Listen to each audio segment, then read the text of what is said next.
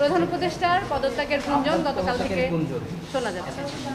আমি বিষয়টা এভাবে বলি যে কালকে আমাদের মিটিংয়ের পরে অনেকক্ষণ আমরা আলোচনা করেছি, কারণ আসলে আমরা দায়িত্ব নেওয়ার পর থেকেই আমাদের 3টা মোটা দাগের দায়িত্ব এবং 3টাই কঠিন কঠিন দায়িত্ব।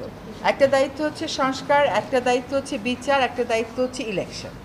শুধুমাত্র ইলেকশন করবার জন্য তো আমরা দায়িত্বটা নিইনি, যেহেতু আরও 2টা দায়িত্ব আছে, আমরা সেগুলো আসলে পালন করতে পারছি কিনা।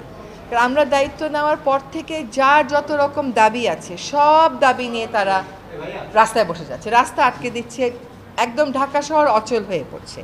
সেই অচল অবস্থা নিরসনে আমরা কিছু করতে পারছি কিনা, তো এইগুলো আলোচনা করে যেটা আমরা চিন্তা করলাম যে আমাদের এই দায়িত্বটা কিন্তু জাতীয় দায়িত্ব, এবং আমরা তো আগে থেকেই বলছি যে আমরা ক্ষমতা নেইনি, দায়িত্বে আছি।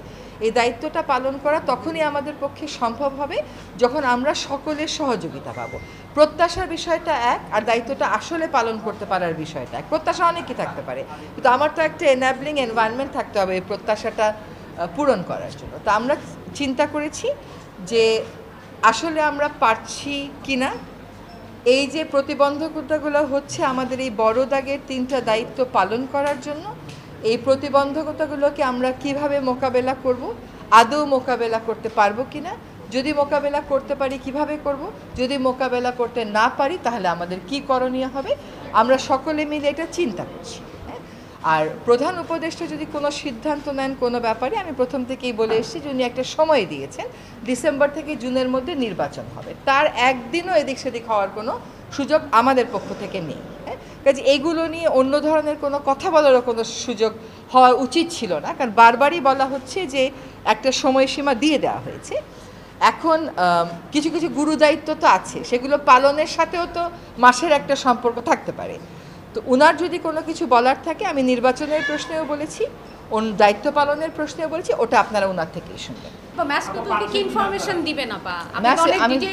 ম্যাস পিপলকে একই ইনফরমেশন, যে আমরা যদি আমাদের দায়িত্ব পালন করতে পারি তাহলেই আমাদের দায়িত্বে থাকাটা প্রাসঙ্গিক। যদি দায়িত্ব পালন করতে না পারি, আমাদের যার যার নিজস্ব অনেক কাজ আছে, তাহলে দায়িত্ব পালন করাটা আর প্রাসঙ্গিক থাকলো কিনা।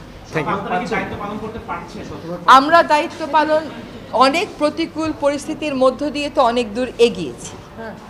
আমরা রিফর্ম কমিশনগুলো তাদের রিপোর্ট দিয়েছে, সেই রিপোর্টের উপরে রাজনৈতিক ঐক্য গড়ার প্রক্রিয়াটা শুরু হয়েছে, সকল রাজনৈতিক দল সেখানে পার্টিসিপেট করছে। এটা কি পারা না? এটা তো পারা।